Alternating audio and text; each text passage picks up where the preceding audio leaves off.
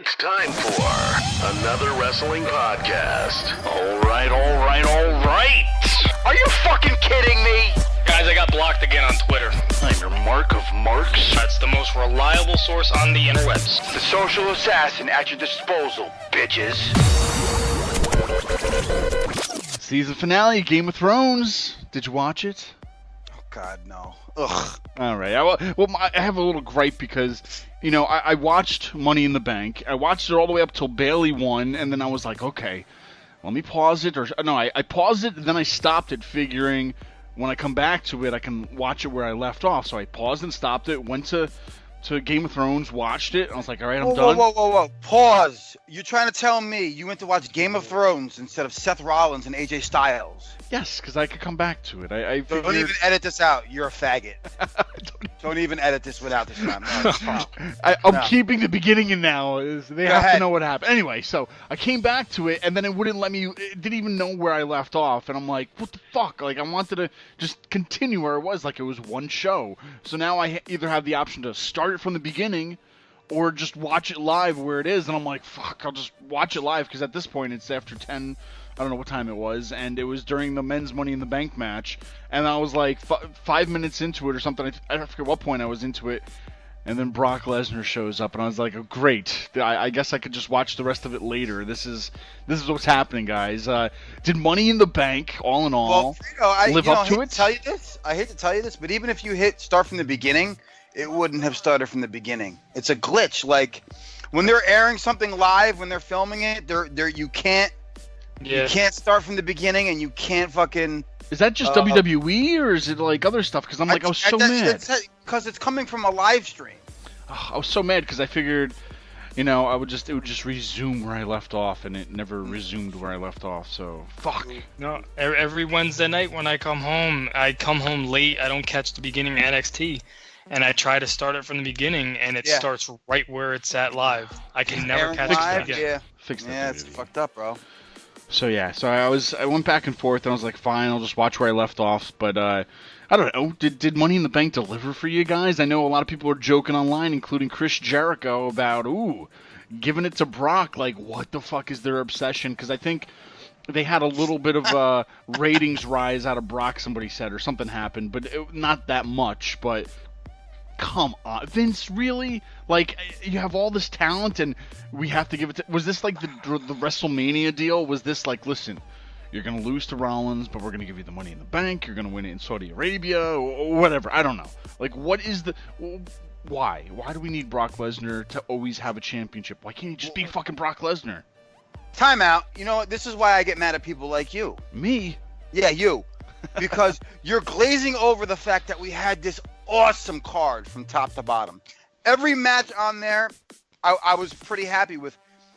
I was even a fan of the Tony Nese Daivari match. I thought that was great. Rollins and AJ Styles put on what I would consider. What did Dave Meltzer rate that match? Because it has to be close to 5 stars. That was amazing. And you're worried about Brock Lesnar. Like, here's the other part that you made mention of Jericho tweeting about Lesnar. From where I'm sitting, I love Chris Jericho, but technically Brock Lesnar wrestled more times this year than he did. So maybe he should just shut the fuck up. Just a thought. Ooh. But I love Chris Jericho, but he who lives in a glass house shouldn't throw stones. That's a thought, right? The last thing I want to say is I love the fact that Lesnar won that. Because he's not going to be on the show every week. You never know when he's going to cash in. It adds some suspense. And if you forget about that Money in the Bank briefcase for a little while, and out of nowhere Brock comes out, that's cool. And there's no guarantee that he wins. So it's kind of a different dynamic that we've seen with that briefcase in the past. All right. I completely agree with you. And the thing is, like, I've shitted on Brock, even in his MMA world, because he's terrible fighter in my opinion, and he's fought nothing but tomato cans, but that's another show. Tomato cans. But here's the thing, everything you said is correct. The only issue with this is my problem is they're not extending this out longer. They're not going to let the suspense go, because they already said at the end of Raw that he's making his decision next week. So they're just blowing their load on Monday night, and it pisses me off because you have the perfect guy to hold the Money in the Bank briefcase, in my opinion, because you don't know when Brock's going to be there. When he shows up, people are going to be standing on their feet because they're going to think a cash-in's about to happen. It's a shark lurking in the water, basically. You don't know when a shark attack's going to happen, and when it does, it's too late. But they're going to fuck it up. I don't know. You know what? I think everybody's, even if they are announcing when he's cashing in, there's no guarantee that he wins. And here's the other thing. What if there's a screw job on Lesnar? What if, well, you know what? Fucking he cashes in on Kofi Kingston. What if, just to say, Seth Rollins goes in, beats the shit out of Kofi Kingston in the middle of the match? Kofi wins the match by disqualification, and Rollins walks away laughing his balls off, and there's no fucking automatic rematch clause or whatever. So, I mean, this could be another way to get him in the mix for chasing something. No, I mean, when he won it, the first thing in my head was he's carrying it till October when they go to SmackDown. Whether it's Kofi or whoever else, I think right there is your ratings ploy. I mean, you're gonna be on a new channel, you're gonna be on Fox. How do you get a lot of people to tune in? Boom, Brock cashes in that night. It just adds to that whole WWE going to Fox kind of thing. And if he does announce it next week, I mean, I hope it's a tease to where, you know, he says he's going to announce it, but he doesn't announce it. But he's still just, I don't know. But I think the perfect timing with Brock doing anything would be for him to go after the WWE Championship, especially if that's going to be on Fox. So I think that would be your biggest payoff. Have him wrestle on Fox? You're crazy. They haven't had him wrestle on television outside of pay-per-view since he's been there. Hey, you know what? I think they're so desperate when Fox comes around. I think they're going to pay him the big bucks just to have a match on that opening night. Maybe. No. Keep him away from Universal. Keep him away from They could probably play a storyline with this, because I don't want to see Lesnar cash in anytime soon. I don't, because you have a storyline, like I just said. Like, he could stalk whoever the champions is. He could literally just show up and then just, play head games and walk away. You never know when he's going to show up.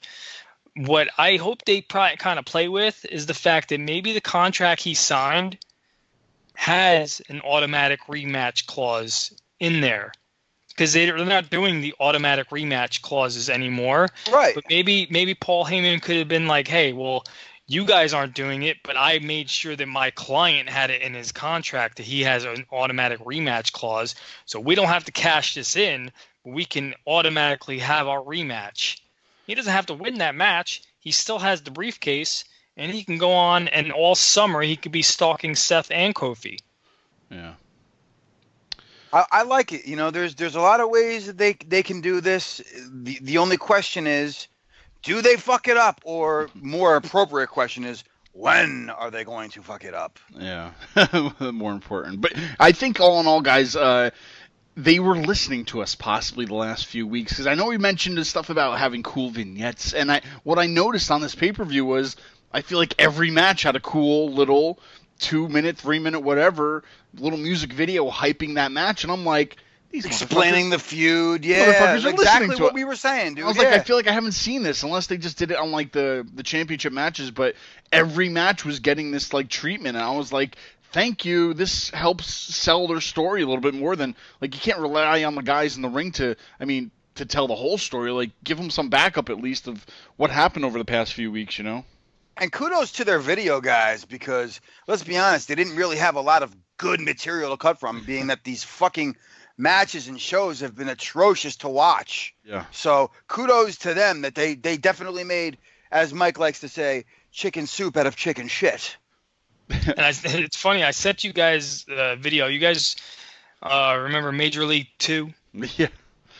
I sent you guys a video where they're in the locker room having a pep talk, and they're like, we won a game last night.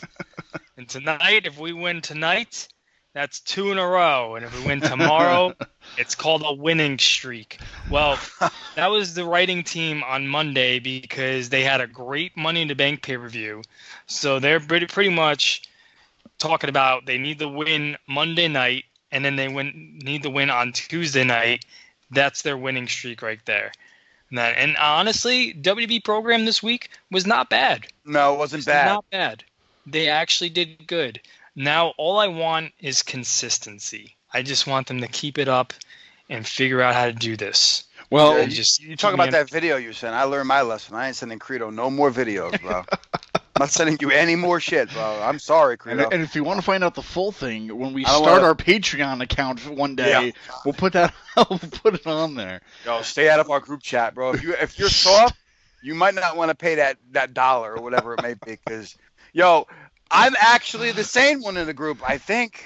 I'm like, oh, look at this nice video. Fuck you. Fuck this. Damn, Credo. What are you talking about? You thinking I'm putting on a front for the audience here? Do you think I'm some bad guy outside of here? No way. Man, Not Credo's me. working.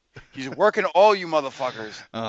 So okay, they announced the new title on the Money in the Bank. I mean, we can all agree Money in the Bank was good. It was decent, right? It was a good start for something that they had to get out of the only way is up, right? If they hit rock bottom, the only way to go is up. So good Money in the Bank. Then they teased a new title. And everybody, that Foley was going to introduce it. And every time they say Foley's going to introduce something, it's something to deal with him. Everybody's saying, he did introduce the Universal Championship too, by the way. So now he's introducing this title.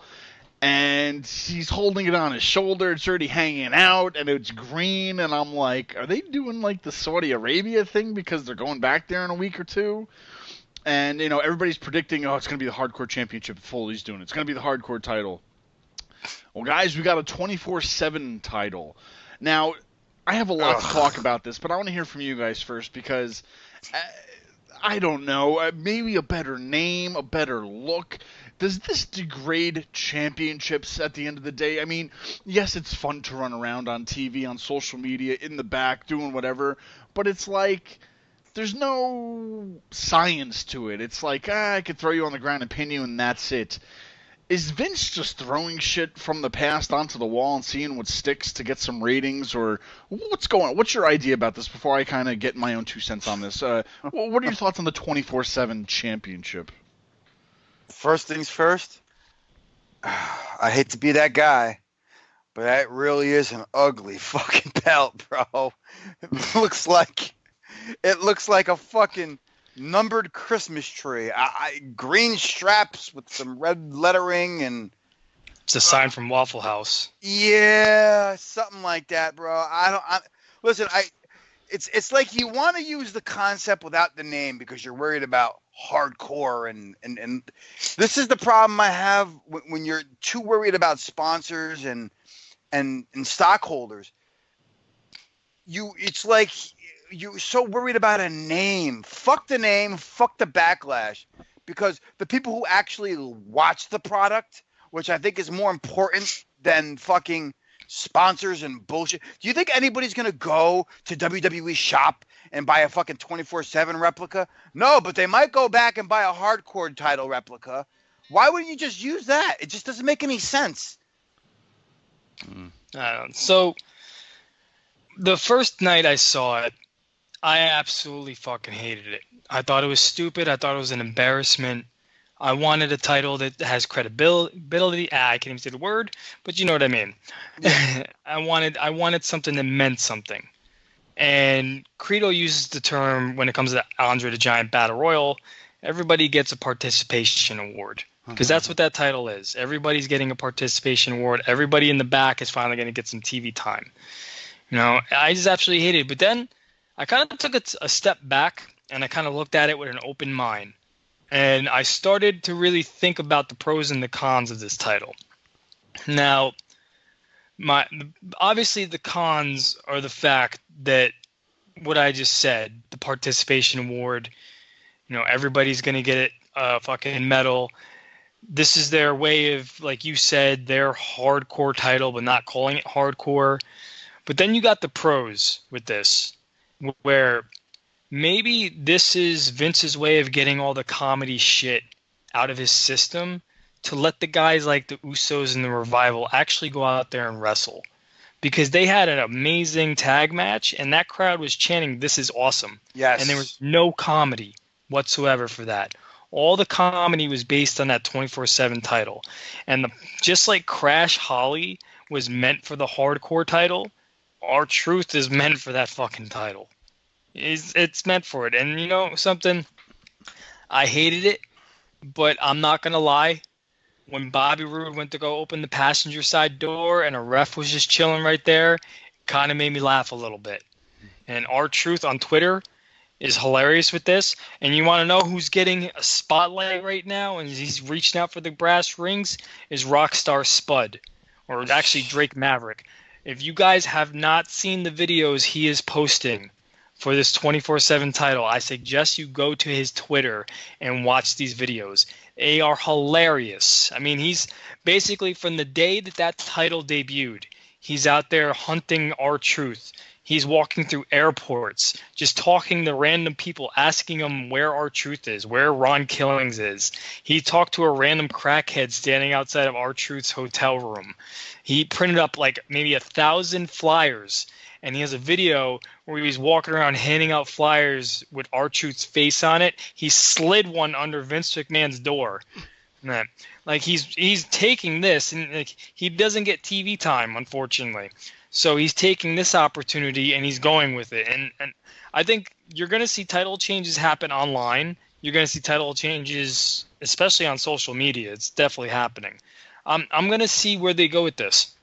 I just hope that they don't ruin it like they ruin everything. But if this is going to be my comedy and my entertainment, then I want to see everything else taken seriously. And I want to see some sports out of everything else.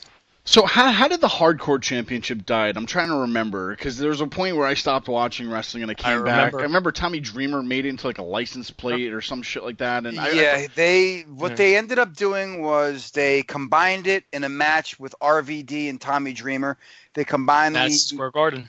Yep, Hardcore and the Intercontinental title, I believe. And I think that they had already combined the IC and US titles.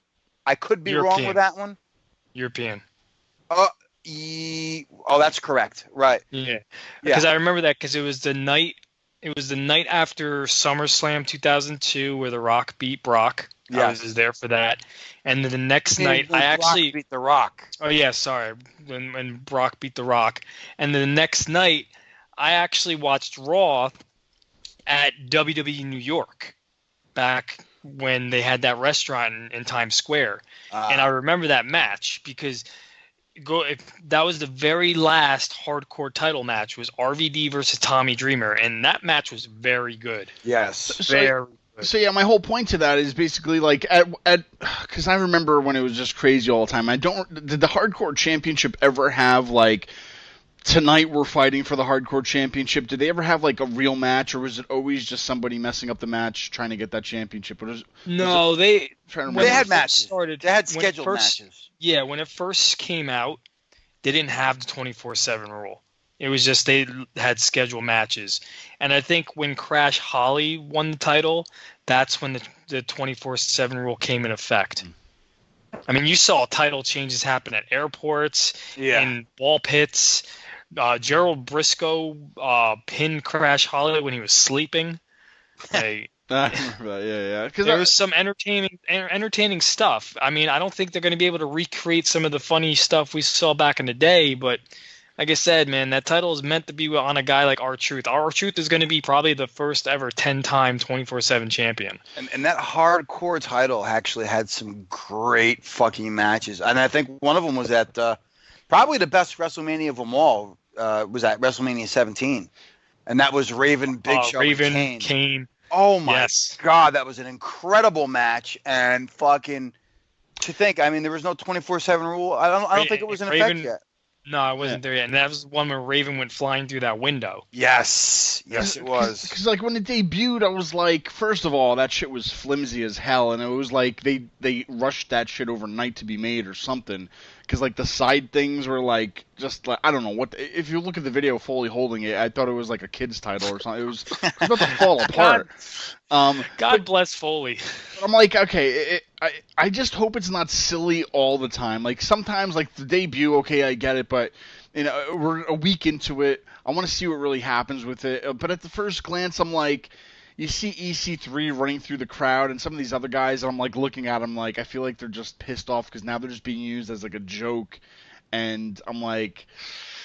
You know, like, these guys want TV time, and then they get TV time, and it's like they're being fucking thrown, into this big fucking joke scenario. The funniest shit just popped in my head. Just imagine Brock Lesnar as the 24/7 champion. Oh God! And in order to win that title, you have to go to his farm. Just imagine someone trying to go to his farm. Oh, that would to be get that title. Fucking funny because he'd be sitting there out there with a shotgun. Yeah. Brock don't play, man. So even when this was Firing made off the too, people. even when this was made, I think people are saying that WWE currently has, including like NXT UK and all that other stuff, 17 championships, or I believe it's like 17 or 18, one of those numbers. Main roster has 11 now. That is nuts. I remember when we started this podcast years ago, I was always like, oh man, I wish they had more championships. Wish they had more championships. Right, now I'm like, taking that back. Yeah. I am taking that back fast because now he hates championships and he hates the names. Well, real quick, because I was thinking about like the prestige of championships, to where, you know, how we always talked about the Universal Championship, to where, you know, it wasn't on TV. What the fuck does it mean? We never see it. Nobody defends it. It's nothing.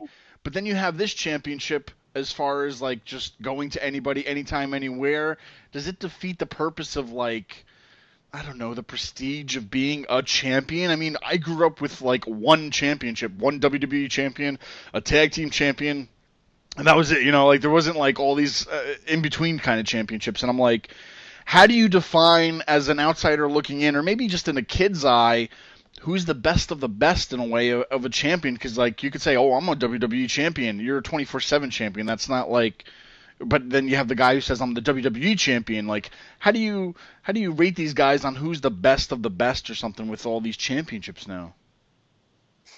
I don't know. 24/7 title's got to be up there. I mean, no other belt is getting fucking defended 24 hours a day, 7 days a week.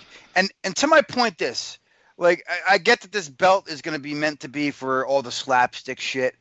I just hope they do the scheduled matchups every once in a while to where it's not a complete joke. Yeah. But I don't want to see, you know, in the middle of a match, it's actually happening in a ring. Yeah. All of a sudden, 30 guys running down trying to get a pin. Like, that's just stupid. Yeah. That's where I feel that this is gonna get stale and ruined quickly, is exactly what you just said. I feel like that's the way they're gonna go, where no matter what, there's gonna be a title match. You're gonna have 30 guys running down to the ring, 30 guys running through the hallways. It's just gonna get stale, and I hope they don't. I mean, like what I said before at Rockstar Spud, what they're doing with that is perfect, and I think they need to keep doing that. Is he ever gonna actually fucking wrestle? He's been there for over a year at this point. I hope he does get a match soon. Well, even I hope. Even NXT though, they said it could be SmackDown, Raw, NXT. So I mean, you could even have a guy show up on Raw from NXT to win it, bring it back to NXT, and I don't know, have it go down there for a little bit. So I guess it's just something to keep things going while, I don't know, things are stale other places maybe. I don't know. It's so early. It's been a week. I mean, I'm just saying, after the first night of craziness, I hope it's not crazy like that all the time. It's good in like spontaneous things when that happens, but not like every night, every day, all time or something. I don't know. I mean, too much into it. And I will say this. I mean, this is hokey and stupid and kind of corny. And I kind of look at it too. And if I bashed this, I would have to call myself a hypocrite. And the reason why I would have to call myself a hypocrite is because I found Barry the Bear entertaining. The bear that hung out with the Young Bucks and Cody Rhodes. When he used to come out to this guy, came out dressed as a fucking bear. Barry the Business Bear. I didn't even know you had a name. Yeah. They had a guy dressed up like a bear. His name was Barry the Business Bear. And that bear was more over than anybody I could ever think of. Like, the fans loved it. And that bear, all he did was just stand there. And he was pretty funny on being the elite. He didn't say much. But it was corny when you really think about it. If I bash the 24/7 title, you might as well just call me a hypocrite. Because, like I said, I found Barry the Business Bear entertaining. Oh, man. Well, we still gotta see what happens with 24/7 title. But it's here, guys. It's back. I'm not a fan of the name. We'll see what happens. Fucking 24/7, too much. But I found something funny during Raw and Money in the Bank, and it was a commercial because before we talk about Double or Nothing, they had a Superstar Showdown commercial, and now when you market something, you really want to sell it. And the line from this fucking commercial is, it will be as good or exceed WrestleMania. I'm like, they are comparing the Superstar Showdown to WrestleMania. For what? There's no way this show is gonna fucking top WrestleMania, right? This is Maybe by the length. If you seen that commercial, because I was like, this is the laziest fucking commercial. Like, it's gonna be good or exceed WrestleMania. What the fuck is this? Why? Because we got senior citizens on the card? Get the fuck out of here. Give a fuck about the Undertaker. He's already started. We're gonna make the same joke we always make. Up, Undertaker's on the card. He just started walking down to the ring now. Yeah. You know what kind of mind boggles me? And I was thinking about this card. So, Aleister Black isn't going. And it's not because he doesn't want to go. It's just because he's not going because his devilish tattoos and its symbols Satan and all that stuff. And they're very religious in Saudi Arabia. So he can't go. How is the Undertaker getting away with it? I was just going to say that. But Undertaker is going, and he's a dead man. Wait, yeah, Kevin Owens isn't going. Daniel Bryan isn't going. And a few others, right? Sami Zayn's not going to go. Sami Zayn's not going. And it's not that Aleister Black doesn't want to go, he can't go. Get some cover up, goddammit. You'd have to wrestle in a full body suit. Oh my god, like the women had to do in that. Yeah. Fucking, oh man, but I don't know. I just thought it was corny as hell as fucking just selling this fucking Superstar Showdown, and it's like they can't even think of another name. I think they're just gonna settle every time they go to another country. It's just gonna be a Superstar Showdown, and it'll be as good or exceed WrestleMania, folks. So. I chalk it up as fucking horrible promotion. But guys, this is it. This is the weekend. Starcast is happening tonight. All week. There's tons of fucking events going on. What's left of it anyway? What's left of it, because things kept getting canceled or changed around. But Double or Nothing is happening, guys. This is their second pay-per-view, I guess. The first one kind of was like under the Ring of Honor umbrella. This one is kind of on their own, away from Ring of Honor, if you will. So let's talk about the card happening. And I mean, so much is happening, I guess. Where to begin? I think one of the biggest matchups of the night would be Kenny Omega versus Chris Jericho 2, Alpha versus Omega 2. Any thoughts about this? Chris Jericho pushing 50. He's 48, right? And versus Kenny Omega. Who do we give it to? You guys excited for Double or Nothing? I'm excited only because of the fact that, there's, like I mentioned before, it's a chance to see something different. We don't know what we're going to get. I mean, we could sit down Saturday night and watch this show, and it could be the drizzling shits. And we could sit down and watch the show, and at the end of the day, we're amazed by how great it is. So, I mean, I'm just excited to see what they have to offer.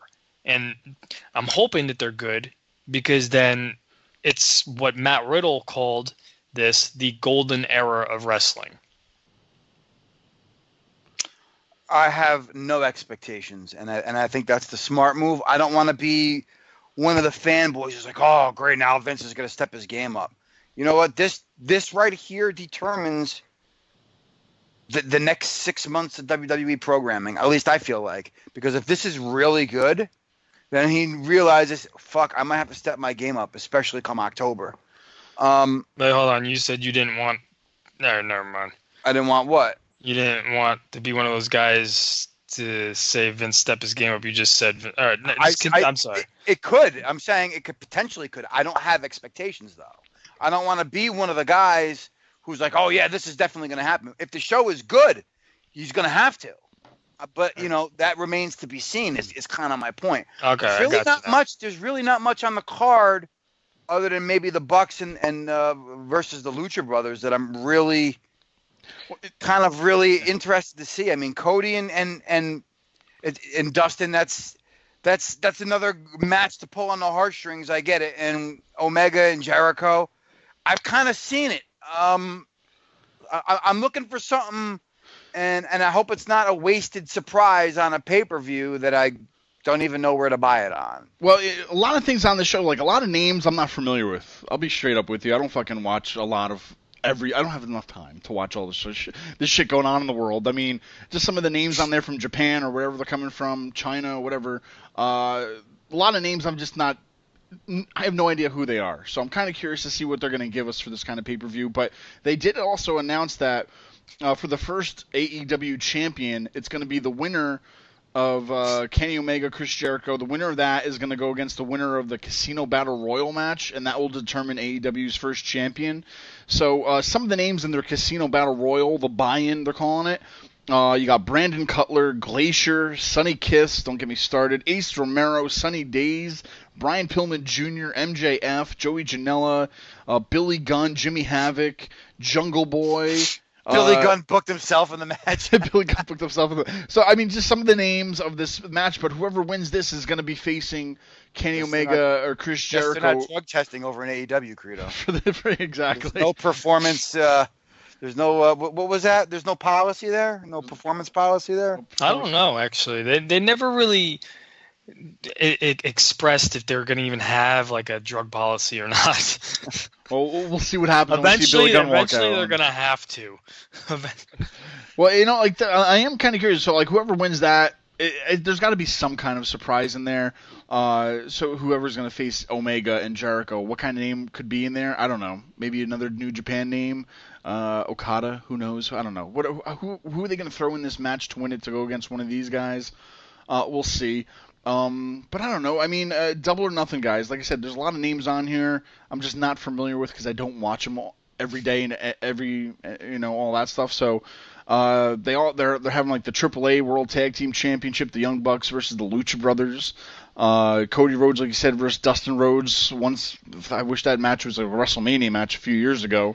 It'll be interesting to see what they do with that. But also, the news going around this week was the whole thing with Pac and Hangman Page, to where Pac was pulling out of the match, or he didn't agree to the terms or something. Like, do you remember what the story was going around with this? Can you explain it a little bit? Because there's so many rumors going around, and I really don't know what to believe, and I don't think it's been cleared up yet. So the basic rumors that the dirt sheets are reporting, and granted, you have to take everything with a grain of salt. One of the rumors were that Pac did not want a job to Hangman Page because he's Dragon Gate champion and he has not lost since he's left WWE, which in a way I kind of agree with him. I think Pac needs to go over if he does wrestle Page. I think Pac needs to be the guy to win. The other rumor was visa issues. He's having trouble getting back into the States because he's in London right now, which Pac has had visa issues in the past.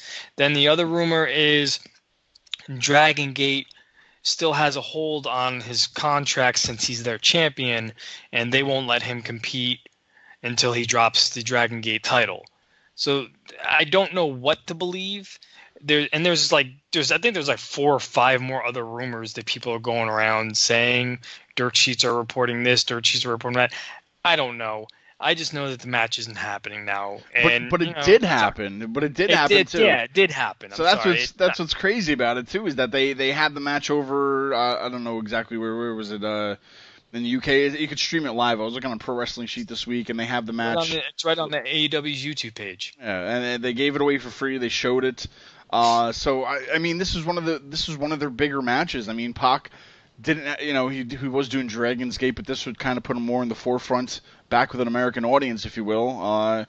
And whatever happened just happened like within the weeks of the show. So a loss for them. I don't know if Paige is even going to have a match or what they're actually going to do. Allegedly, and then once again, this is something to take with a grain of salt. Paige still has a match. He's still advertised to wrestle in the card, and it's a mystery opponent. But they haven't officially said anything. The Being the Elite dropped an episode today, and I have not gotten a chance to watch it. I'm sure they announced something. I'm going to watch it once we're done recording. That he basically has a match. All right. Well, like I said, there's a lot of names I have to get familiar with on this, but I am curious because when I was watching All In, again, I was scrubbing through it, seeing what they gave us. The production of it, we have to give credit to Ring of Honor because they definitely, it was kind of a tie-in with them. They streamed it on their Ring of Honor network, so it was still kind of, I'm surprised Ring of Honor even let them do this to a certain extent, but I am kind of curious on what it's going to look like, because will this be the first pay-per-view under Khan's money? Will they go all in, so to speak, of production value? Do they even have anything like that yet? That's what I'm going to be curious, because I'm in the production world, so I'm kind of curious as far as what it will look like. Because if they got that TNT money, and TNT kind of wants to get the ball rolling on why people should be invested with AEW, I mean, I would personally think they would kind of want this show to look good, and whether it be a set or the cameras or pyro or whatever, I hope they give us something decent to watch and not kind of like, the B show, if you will. So that's what I'm kind of curious about, what the overall look is. Oh, shit. I'm sorry, but I just was watching the trailer for Terminator Dark Fate out in November. Jesus Christ. Listen, I'm going to watch the pay-per-view. I'm looking forward to it, but you know what? I'm really not that invested into it. You got to keep my attention, bro. You put a cell phone in my hands for 5 minutes if it's something that I'm not invested in. I'm sorry. Cooter, it just is what it is. You're coming over this weekend. I'm going to have a puzzle ready for you. The TV's going to be on just in case you don't feel... make a joke about the puzzles, bro. The ratings were terrible. I needed something to do. Enough. I mean, really. Well, just in case, I'll try to get something for you. I tell you what, if you get a Lacey Evans puzzle, I'll be over there. I'll stay the whole fucking weekend, bro. I won't even need puzzle glue for it. I'll make my own. Oh, my God.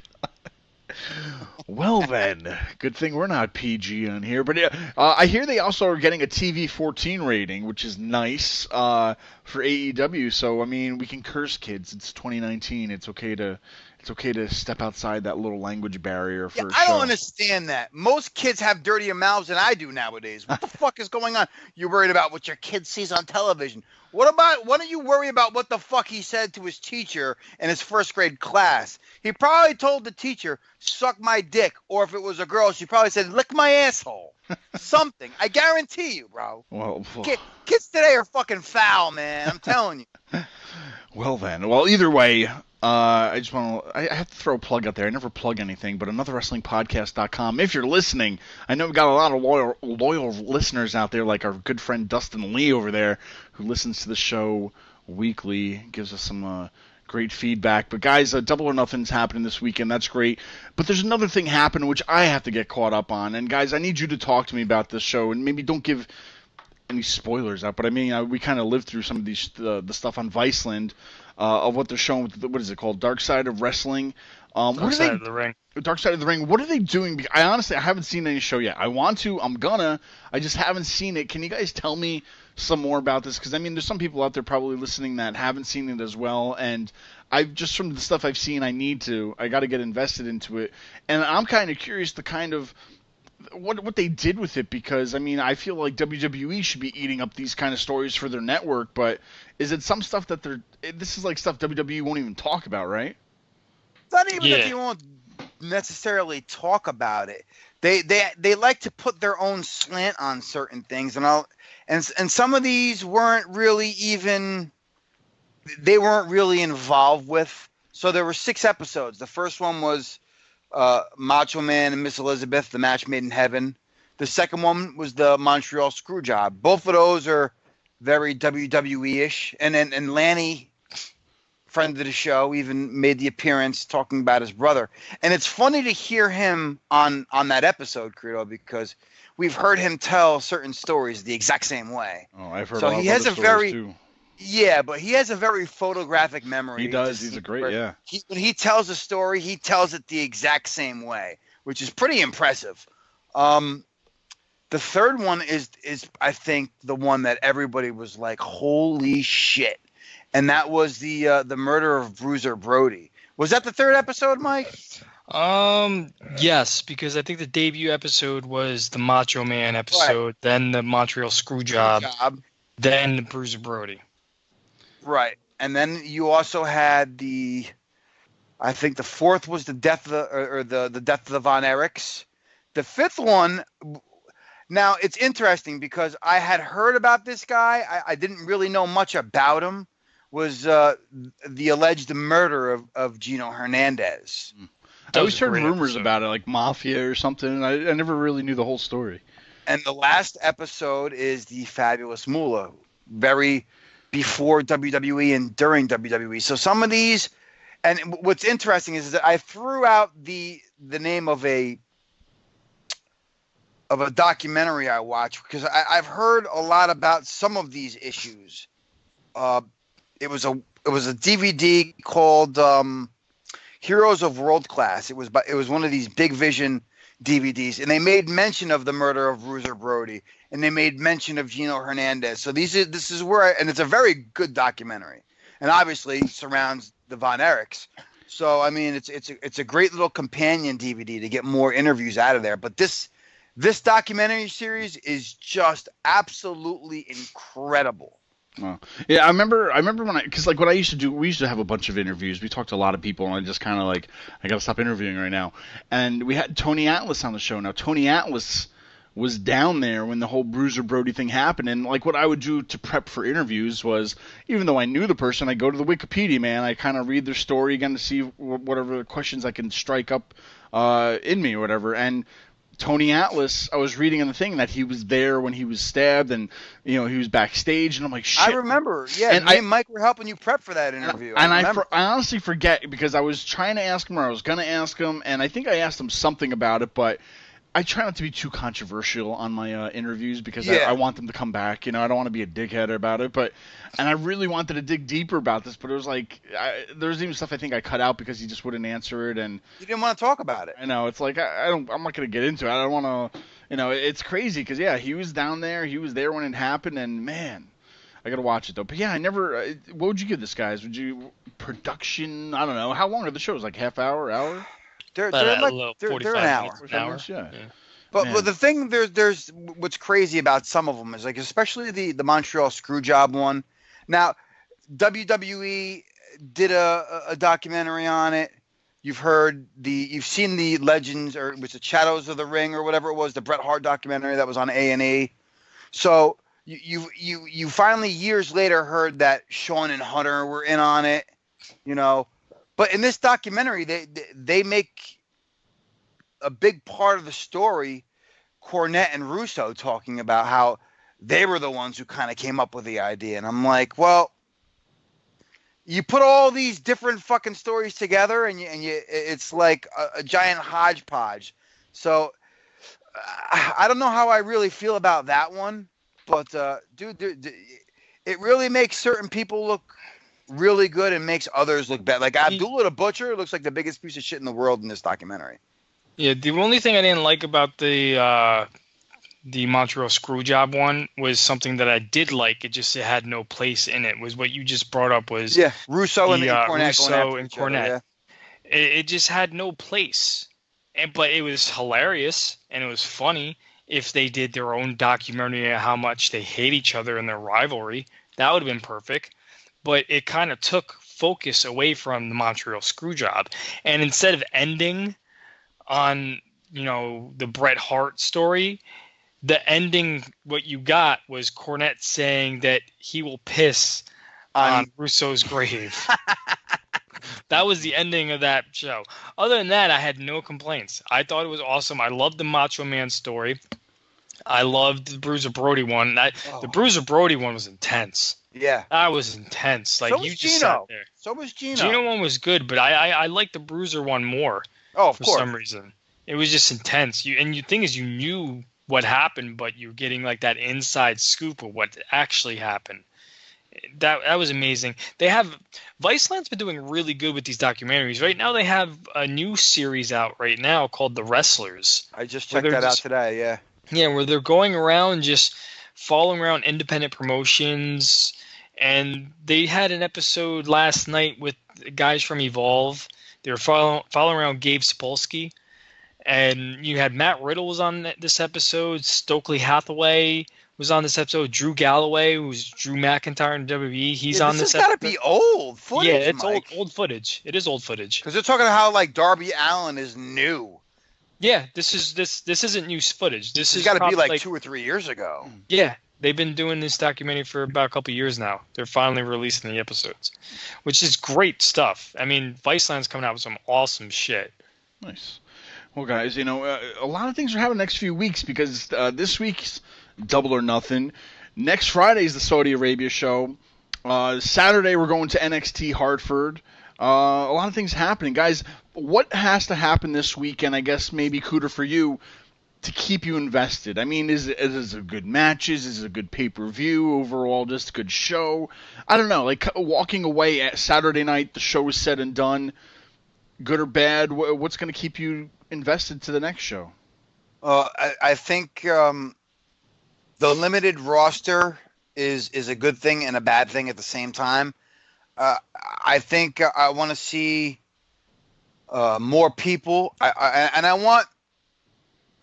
want two more big stars because I don't think Jericho, Omega, Cody, and the Young Bucks by themselves they're enough to get your attention, but you need some closers to keep my attention. And I think if I wasn't watching this for free, I probably or knew where to get a stream, I probably wouldn't be watching it.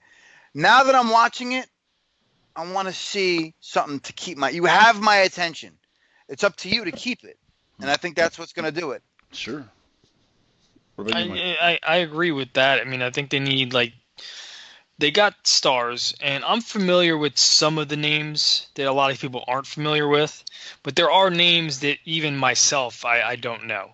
And I want to see who these people are because they're hyping them up. Like you're on the big stage now, so I want to see what you have to offer me.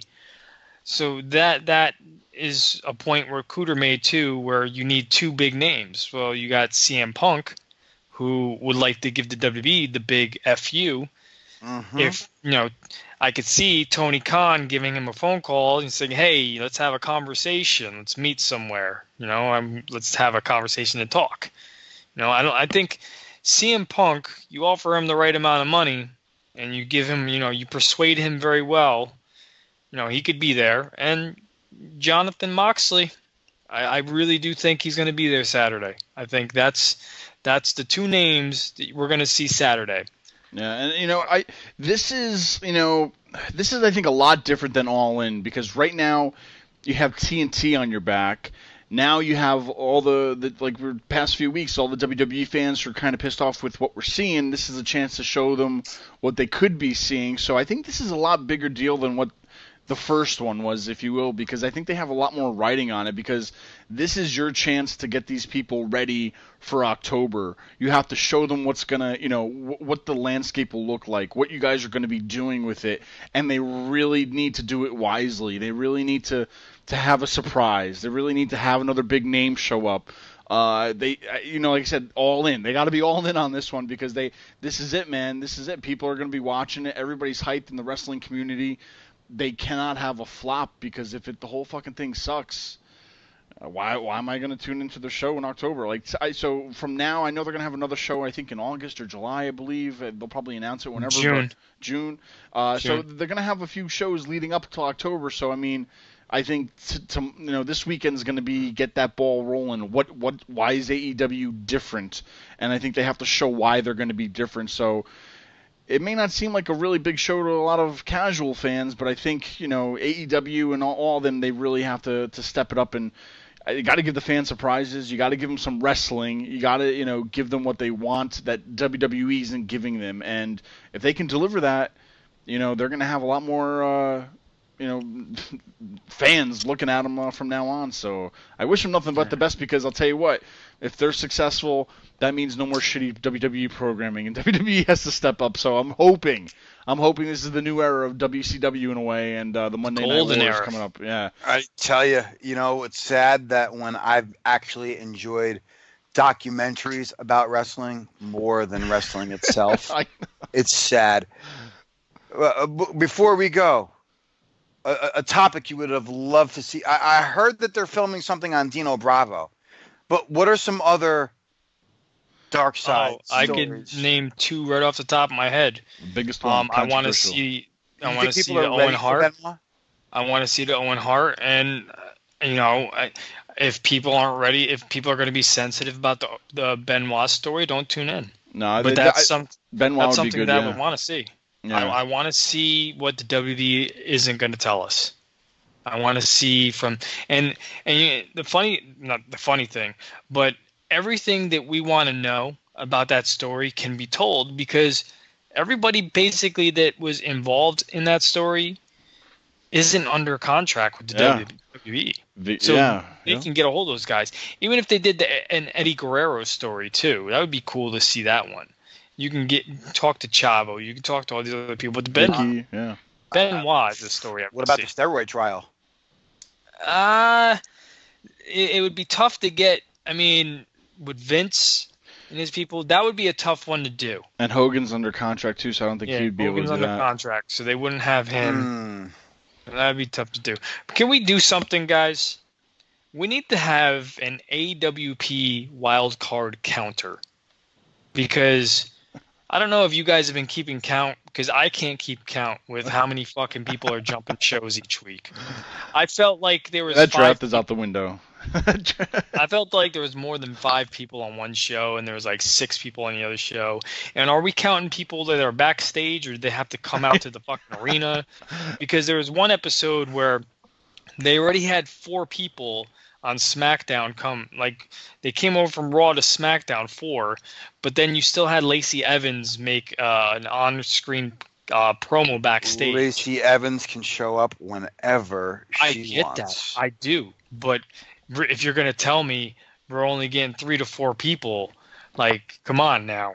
Like, you bring that up though, and I sent you guys a message today earlier. And I'm trying to find it real quick about a tweet that I saw on just the women's division on Raw, to where you don't have who is it? You don't have Nia Jax, you don't have Ronda Rousey now, you don't have Ruby Riott, who's out with surgery. You don't have Sasha Banks. Where is she? Right? Bliss is injured, and it's like you have all these names that are depleted. Like they either got to move some things around to fix this or something. But yeah, it's like ever since the whole draft, it was like, okay, now they're separated on shows, and nope, next week we're gonna have this wild card, and yeah, it's like you got 4 names and 5 names, and you got all these other guys running around for the 24/7 title, and it's like, are we still trying to find our zone of what we're doing? And you bring up that mess with the 24/7 title. Like I couldn't even tell if there were SmackDown guys in that whole mess they ran out on Raw. I couldn't tell. And then same thing with SmackDown. I couldn't tell the guys running around there either. Yeah. And let's just go out and say it. Roman Reigns is on both shows now. It's official. No matter what, he's going to be bouncing between both shows. It's happening. I had an epiphany. Let's put a Roman on both shows. I had an epiphany. That's all I hear every now and then is just that thing. I had an epiphany. I'm just waiting for that XFL. I hope they're so fucking successful that they fucking need him every week, every day, every Monday night. And Triple H can come in and hopefully save the day. Speaking of dirt sheets in the interwebs, Mike, did you see the rumor that Triple H, Stephanie, and others have talked to Vince McMahon about how to change the product, and he just doesn't want to listen? He's still going to do his own thing, kind of thing. Yeah, somebody from the PW Insider or somebody, some whatever. I read that, and I also read it. Somebody called into the radio show, saying all these people have tried talking to Vince, but nobody will listen. He won't listen. I mean. Yep. I read that one, and I also read that they actually had a closed door meeting for about an hour before Money in the Bank to talk about AEW. Stephanie McMahon held that meeting because Vince wouldn't hold it. Well, like I said, this weekend I think is a lot bigger deal than All In was. So you want to laugh? What? So I was listening to Shivani's podcast. Who's that big name Japanese wrestler that they got to do the meet and greet? He's never come here to do a meet and greet. I forget who it was. I know who you're talking about, and I was talking about it to somebody the other day. I'm not too familiar with him, but I've heard of him before. But I know who you're talking about. So they were doing a fucking watch along, and I think this was last week's episode, and they made mention of Johnny Ace, who must have been on the show or something like that. And they were kind of breaking his balls, being like Vince's, kiss ass. It's like, hey, Vince, they got this Japanese guy over at StarCast. You want me to go over to Vegas and buy all the photos so nobody can sign them? Fucking, I was dying. And Conrad, when Tony Schiavone tells a joke and Conrad loses his shit, it's the funniest fucking thing ever, man. I think that's the best show that they do. All right, so let me name some Japanese guys. They got Fat Ass Masa, Kenta Kabashi. I'm trying to find the name you're talking about. I'm going down the pictures. Kenta Kabashi sounds familiar. While you're looking at that, what's fucked up is the WWE promised Conrad they were going to replace Taker and Kurt Angle, and they never did. They didn't even return his phone calls or anything. Yeah, that was kind of a dick move. So then what Conrad did is he went out and he got Taz. And I heard Conrad in an interview recently say that people were bugging out because of Taz, because you can't get Taz to do anything. Promoters were just trying to figure out how the hell he got Taz to do this appearance. Taz doesn't do anything. And Taz's meet and greet sold out, apparently. And he pretty much, what they lost with Taker, they didn't make everything back because Taker is Taker, but they made a good revenue when it came to Taz. Surprisingly, it's like he didn't expect Taz was going to bring that much people. That has to be it. There's not too. I mean, there's Sonny Ono. There's No, it's Kenta Kobashi, I believe. Yeah, I was gonna say, out of all of them, there's only like those two guys at the top. So, well. But yeah, it must have been him. But it's a name that I guess people have tried to get over here, and they just couldn't get him over here. And it's the first, because he doesn't even do signings over there. It's not a thing in Japan. Like they're not marks over there like we are. It's crazy. And he's an older wrestler too, so I mean, he's 52, so I don't know. But either way, guys, it's happening this weekend. So are you all in? I'm bummed. I was kind of looking forward to seeing the Flair roast. Yeah. Mm. I want to see that in the worst fucking way, because I think, oh God, could you imagine who the fuck they could get to do that? It's just a laundry list of who's who. Well, you know what? I mean, it sucks that it didn't get canceled. It got postponed. It sucks that it's not happening. Could you imagine they get Ole Anderson, who hates him, to roast him? God, I would love that, bro. I heard an interview with Ole Anderson. This interview dated back from like 2009. I want to say. Talk about the RF video one. What? The RF video one? No, this has nothing to do with that at all. This was from 2009 that they replayed a couple months ago, and he was just ripping people, like ripping Dave LaGreca on Busted Open apart. Like, he would just ask a question, and he would answer. He's like, "Oh, you're not so fucking dumb, my time." Like, just saying. Oh, he's a dick. It was so fucking funny. Like, he was literally just burying him. He was asking him questions. He's like, "You probably don't know the damn answer to this, do you? You fucking mark." So shit. Great, and I laugh because I don't like plugging Feinstein shit, but that fucking RF video shoot is one of the funniest things I think I've ever seen in my life, because you could hear Rob getting so frustrated asking him these questions, and he's like, "Quit being so damn dumb," like. Yeah. But apparently the Flair roast, they're gonna reschedule it, and it's actually gonna be its own event. It's not gonna have like a StarCast event. They're actually gonna make it its own thing, which is actually pretty cool. Yeah. Well, double or nothing. Something like that actually deserves to be its own event. Well, I mean, if Sheik got a standalone event for his roast, I think Flair should too. Well, double or nothing or double or everything, guys. We'll see what happens, I guess, this weekend, right? Mm. I guess who you won't be seeing at StarCast? The Undertaker or Kurt Angle. Yeah. I'll show them. They won't get any guys. God damn. Let's get them under. Let's lock them up. Get a Legends contract. Let's overpay these motherfuckers.